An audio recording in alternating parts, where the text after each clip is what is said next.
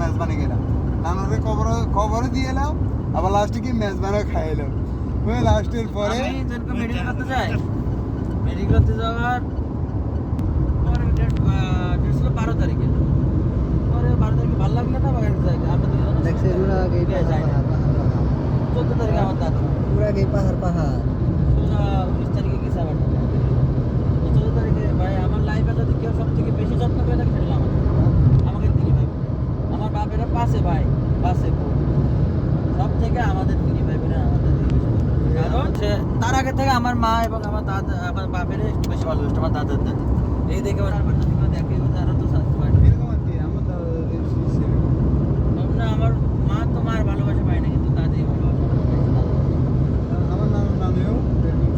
আমাদের মধ্যে আগে স্টুডেন্ট আমাদের থাকতাম আমি ছোটবেলায় ওখানে দাদা মারা গেছে আমার যখন 5 বছর 6-7 বছর বয়স তখন দাদি মারা গেছে আমি আসার 2 মাস পরে আমার দাদির যে বেসমেন্ট বাড়ি আমার দাদির সাথে অনেক বড় করে দিল দাদির নামে অনেক জমি জায়গা আছে অনেক গাছ গাছে যাচ্ছে সে বিক্রি করতে হলে টাকা জমি বিক্রি করতো না আর কি গাছ ফল বিক্রি করে বিক্রি করে উনি ওই সময় 5 বছর আগে 3 লাখ টাকা তো জমাই থেকে গেছে আবার খড়ি যা লাগবে জ্বালানি এগুলো জমাই থেকে নিয়ে যাবেই না কবরে ভালোবাসতে বেশি তো একটু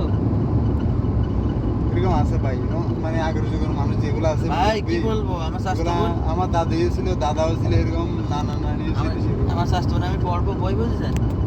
ওর বাড়িও আমার বাড়ি আমি ওর পেছন থেকে আসবে এসে কিছু এসে আমার কাছে ওই দিয়ে এই পড়ছে তো হাতের দিলা ক্যামেরা সারা লাগে দেখে ভালোবাসতে ভাই ওর ওনার কথা আমি বলতে পারি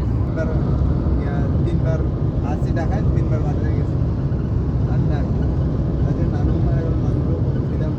দিয়া আবার একদম 4 দিন না খাইয়া একেবারে করাইলাম লাস্ট উইক তারিখ অনেক খারাপ লাগছে